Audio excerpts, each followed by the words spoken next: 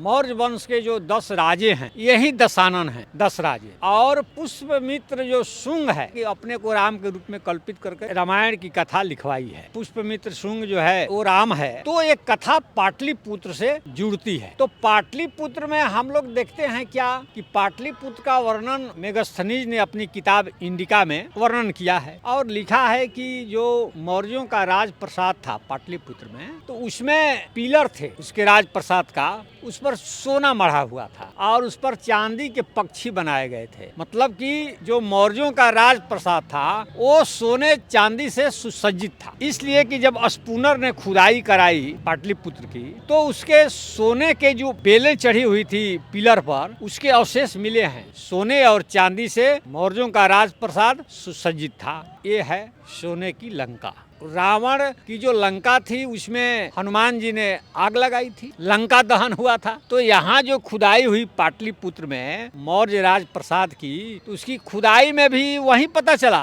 कि ये जो राज प्रसाद है वो अग्निकांड से भस्मीभूत हुआ है, आग से राज प्रसाद को जलाया गया। इस तरह के सबूत मिलते हैं पुरातत्ववेताओं को। एक तो सोने चांदी की लंका, दूसरी बात लंका भी जलाई गई थी और राजप्रसाद भी जलाया गया था। तीसरी बात अशोक वाटिका कि लंका में ये अशोक वाटिका कौन है जिसमें सीता को रखा गया था, रावण ने रखा था। युधिष्ठिर का जो चरित्र है वह सम्राट अशोक से प्रेरित है कि जिस तरह कलिंग का युद्ध हुआ और अशोक का दिल पर उसका गहरा प्रभाव पड़ा और उसने मार काट रक्तपात की नीति छोड़ दी और उसने शांति का मार्ग अपनाया। तो महाभारत के पात्र जो युधिष्ठिर हैं वो भी यही करते हैं। महाभारत का युद्ध होता है, बड़े पैमाने पर लोग मारे जाते हैं, तो युधिष्ठिर ने कहा कि भाई अब हम इस गद्दी पर नहीं बैठेंगे, तो गद्दी बहुत बेकार चीज है, इससे तो रक्तपात हो रहा है। खैर बैठे भी तो फिर उन्होंने शांति का मार्ग का अनुगमन किया। इसी पर महाभारत की पूरा पर्व है शांति पर्व है। तो शांति मार्ग पर चले,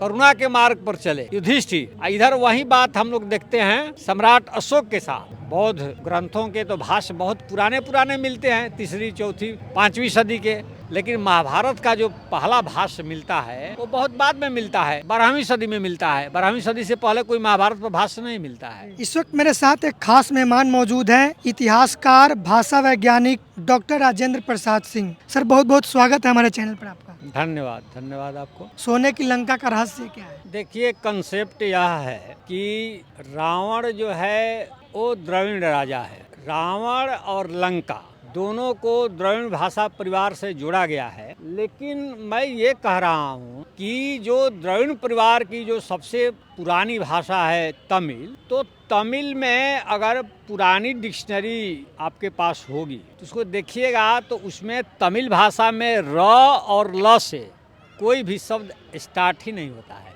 तो कोई भी शब्द जब तमिल भाषा में स्टार्ट नहीं होता है र और ल से, तो जाहिर है कि रावण और लंका द्रविडियन शब्द नहीं है, यह है उत्तरी भारत का।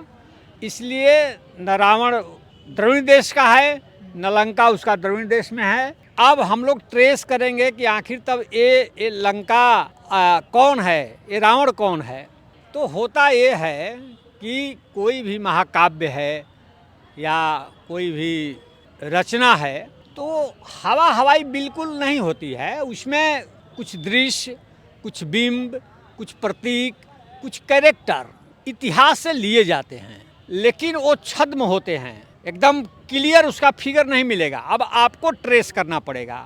नक्षत्र मालाकार यहाँ बिहार के आंदोलनकारी थे, तो नक्षत्र मालाकार का वर्णन सीधे फणीश्वरनाथ रेणु ने नहीं किया, वो दूसरे रूप में किया और दूसरे रूप में कर करके नक्षत्र मालाकार के संदेशों को उन्होंने प्रेषित कर दिया समाज में।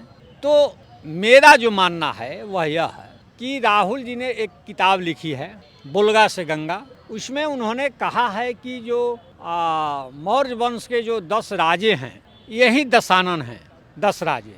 और पुष्पमित्र जो शुंग है वो अपने को राम के रूप में प्रस्तुत कर करके ये रामायण की कथा लिखवाई है कि अपने को राम के रूप में कल्पित करके पुष्पमित्र शुंग ने ये राम कथा लिखवाई है। तो अगर राहुल जी की बातों पर यकीन किया जाए कि मौर्य वंश के 10 राजे जो थे वहीं दशानन हैं और पुष्पमित्र शुंग जो है वो राम है, तो एक कथा पाटलिपुत्र से जुड़ती है। तो पाटलिपुत्र में हम लोग देखते हैं क्या कि पाटलिपुत्र का वर्णन मेगस्थनीज ने अपनी किताब इंडिका में वर्णन किया है और लिखा है कि जो मौर्यों का राज प्रसाद था पाटलिपुत्र में, तो उसमें उसके जो पिलर थे उसके राजप्रसाद का, उस पर सोना मढ़ा हुआ था और उस पर चांदी के पक्षी बनाए गए थे। मतलब कि जो मौर्यों का राजप्रसाद था वो सोने चांदी से सुसज्जित था। इसलिए कि जब स्पूनर ने खुदाई कराई पाटलिपुत्र की, तो उसके सोने के जो बेलें चढ़ी हुई थी पिलर पर, उसके अवशेष मिले हैं पुरातत्व को। तो साहित्यिक और पुरातात्विक दोनों सबूत जब कबूल कर लेते हैं किसी फैक्ट को, तो हम लोग मान लेते हैं कि यह ऐतिहासिक सत्य है। दोनों चूंकि अब बता रहे हैं कि नहीं, सोने और चांदी से मौर्यों का राजप्रसाद सुसज्जित था। तो ये है सोने की लंका। अब दूसरी बात है कि रावण की जो लंका थी उसमें हनुमान जी ने आग लगाई थी, लंका दहन हुआ था। तो यहाँ जो खुदाई हुई पाटलिपुत्र में मौर्य राजप्रसाद की, तो उसकी खुदाई में भी वही पता चला कि ये जो राजप्रसाद है वो अग्निकांड से भस्मीभूत हुआ है, आग से राजप्रसाद को जलाया गया। इस तरह के सबूत मिलते हैं पुरातत्ववेताओं को। तो एक तो सोने चांदी की लंका, दूसरी बात कि लंका को भी जलाया गया, लंका भी जलाई गई थी और राजप्रसाद भी जलाया गया था। तीसरी बात अशोक वाटिका कि लंका में ये अशोक वाटिका कौन है, जिसमें सीता थी, जिसमें सीता को रखा गया था, रावण ने रखा था। हम तो ये कहते हैं कि मर्यादा पुरुषोत्तम राम ने सीता की अग्नि परीक्षा की और सीता अग्नि परीक्षा में खरी उतरी। तो यह राम की नहीं, यह रावण की मर्यादा थी कि सीता साफ सुथरी थी। ये मामूली बात नहीं है। खैर, ये सब तो मान लीजिए कि महाकाव्य की बातें हैं। तो अशोक वाटिका, यहाँ पाटलिपुत्र में अशोकाराम था, जिसमें सम्राट अशोक ने तृतीय बौद्ध संगीति कराई थी। और हनुमान जी जब जाते हैं लंका में, वाल्मीकि रामायण पढ़िएगा तो उसमें ये सब चीज़ें मिलेंगी। तो वो देखते क्या हैं, वहाँ चैत्य देखते हैं। बहुत सारे बौद्ध चैत्य लंका में चैत्य ही जलाते हैं। चैत्य मतलब सर बौद्धों का पूजा स्थल को चैत्य कहा जाता है, बौद्धों के पूजा स्थल को चैत्य कहा जाता है। और हनुमान जी जो लंका में जलाते हैं वो चैत्य ही जलाते हैं। अब वाल्मीकि रामायण पढ़ लीजिए, चैत्य ही जलाते हैं। और नाना प्रकार के चैत्यों का वर्णन है, चमकदार चैत्य, ये चैत्य, वो चैत्य। तो वो लंका जो थी, वाल्मीकि रामायण की जो लंका है, वो चैत्यों का नगर था। और इधर हमारा इतिहास यह बताता है कि पाटलिपुत्र भी चैत्यों का नगर था। अशोक ने बहुत सारे स्तंभ, विहार, बौद्ध मठ पाटलिपुत्र में बनवाए थे। तो अब कहिएगा कि तब लक्ष्मण कौन है, शत्रुघ्न कौन है, भरत कौन है? ये कोई बात नहीं है। ये तो पुअर जो ब्रेन का आदमी है वो इस तरह का तर्क करेगा। हु बहु फोटोकॉपी नहीं होती है। राइटर जो है ना, राइटर दूरी बनाता है, स्थान से पात्र से दूरी बना कर करके वो डालता है दूसरे कैरेक्टर को या ऐतिहासिक फैक्ट को। और जो कलाकार, जो रचनाकार जितना बड़ा होता है वो उतना ही दूरी बना लेता है। इतना आसानी से थोड़े पकड़ पाइएगा। आप कहिएगा कि तो समुंदर कौन था, ये सब। श्रीलंका में कोई रावण नाम का राजा हुआ होगा क्या? श्रीलंका तो एक तो उस समय नाम ही नहीं था।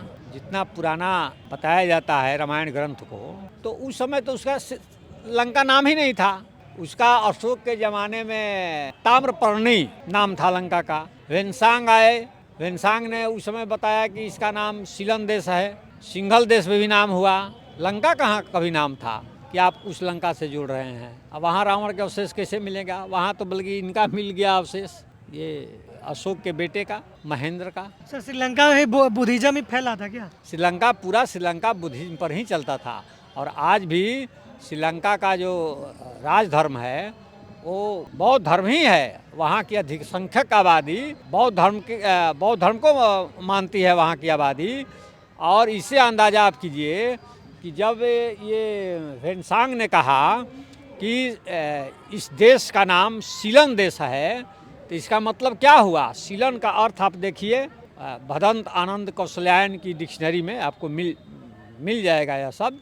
सीलन का मतलब होता है सील से जुड़ा हुआ है। जो बौद्ध धर्म का जो सील है उससे ये सीलन जुड़ा हुआ है। माने सील के रास्ते चलने वाला देश था सीलन देश, श्रीलंका, है ना। तो श्रीलंका की आबादी पहले भी थी, आज भी है। अब तो अंदाज कीजिए कि जिस समय सम्राट अशोक थे उस समय ही बौद्ध धर्म वहाँ बहुत अपनी ऊंचाई पर थी। वहाँ के राजा इतने प्रभावित थे सम्राट अशोक से कि उन्होंने अपनी उपाधि ही देवानंपिय कर ली थी इन्हीं के अनुकरण पर। सम्राट अशोका या महाभारत, दोनों में से कौन पुराना है, कौन पहले है? विवाद आया 4-5 साल पहले रोमिला थापर के एक स्टेटमेंट से। रोमिला थापर ने ये कहा कि जो युधिष्ठिर का जो चरित्र है वह सम्राट अशोक से प्रेरित है। तो इस पर काफ़ी कहमागहमी रही कि भाई महाभारत की कथा तो पुरानी है, सम्राट अशोक बाद के हैं, ये कैसे हो सकता है। और रोमिला थापर जैसे इतिहासकार से यह उम्मीद नहीं थी। लेकिन उनका कहना ये है कि जिस तरह कलिंग का युद्ध हुआ और अशोक का दिल पर उसका गहरा प्रभाव पड़ा और उसने मार काट रक्तपात की नीति छोड़ दी और उसने शांति का मार्ग अपनाया।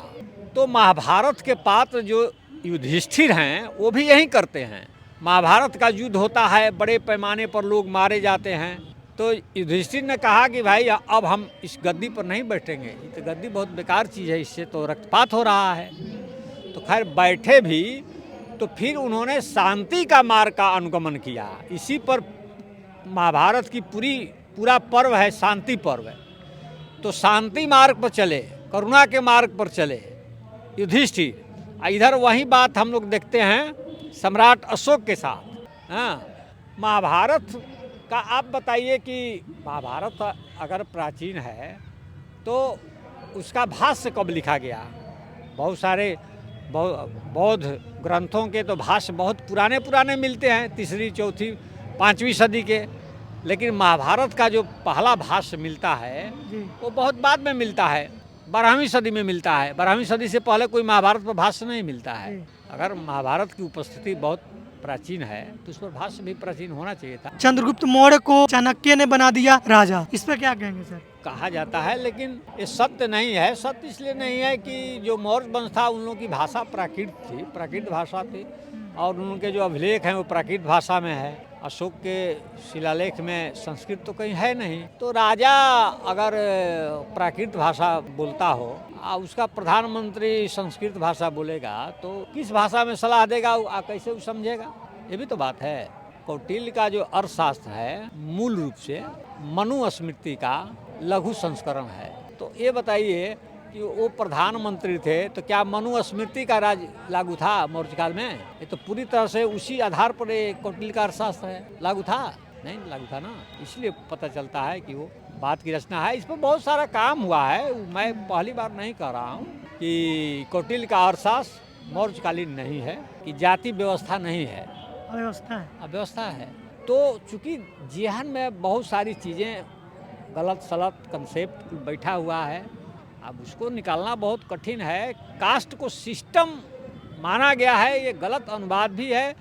और कास्ट को तो देख ही रहे हैं कि कास्ट के चलते समाज में अव्यवस्था है, उसको हम लोग व्यवस्था कह ही नहीं सकते हैं। देखिए गड़बड़ी वहीं होती है। जब ही आप कहते हैं कि जाति व्यवस्था है तो आप जाति को क्या करने लगे? गौरव प्रदान करने लगे। बढ़िया चीज़ है भाई, व्यवस्था है तो उसको गौरव मिलने लगा।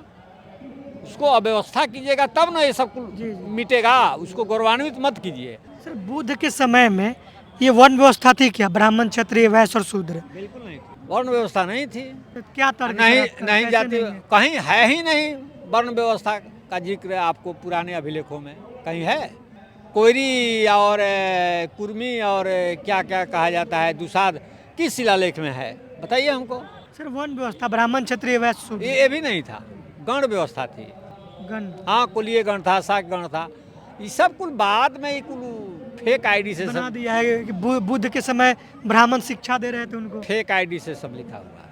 आप किसी भी जो गाली गलौज करने वाला साहित्य है, मैं तो कहता हूँ कि वो पूछेगा कि कहाँ जन्मे थे, तो एक काल्पनिक कोई एज बता देगा।